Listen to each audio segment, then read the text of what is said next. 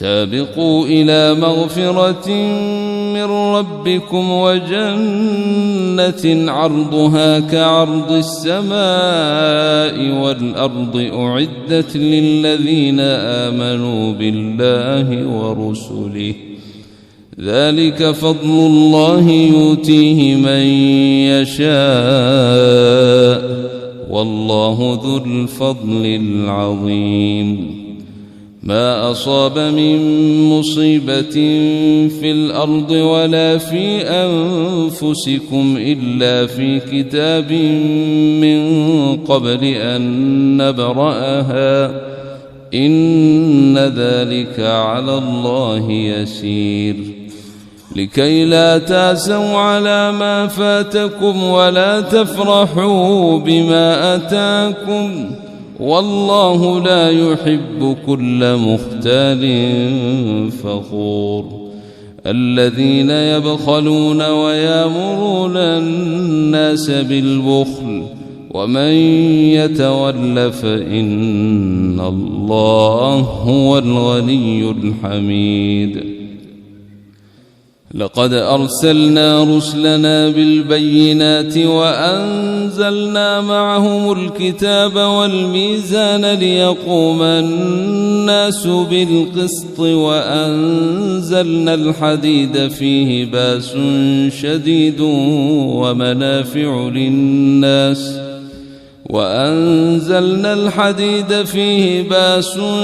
شديد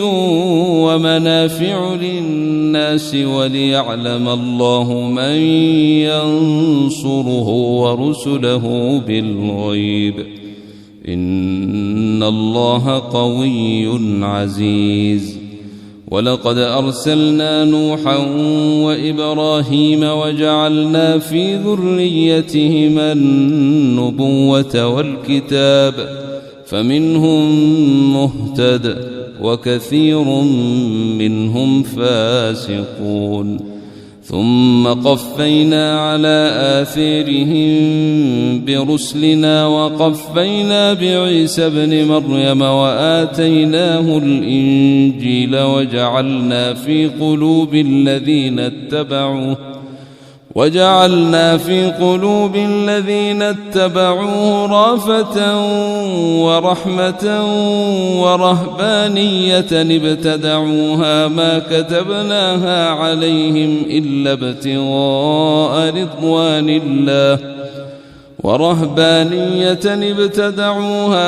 كتبناها عليهم إلا ابتغاء رضوان الله فما رعوها حق رعايتها فآتينا الذين آمنوا منهم أجرهم وكثير منهم فاسقون يا أيها الذين آمنوا اتقوا الله وآمنوا برسوله يؤتكم كفلين من رحمته ويجعل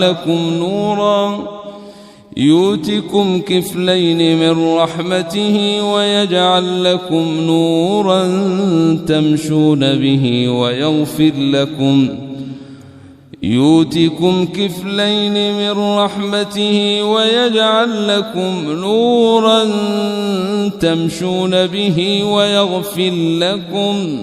والله غفور رحيم لئلا يعلم أهل الكتاب ألا يقدرون على شيء من فضل الله وأن الفضل بيد الله يؤتيه من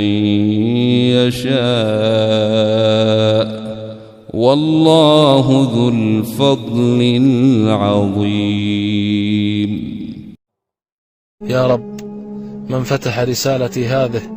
وسمعها افتح عليه بركات رزق السماء، رزقا من السماء والأرض، ومن نشرها بين العباد فأدخله جنتك بغير حساب ولا سابقة ولا عذاب، وفرج يا رب همومه.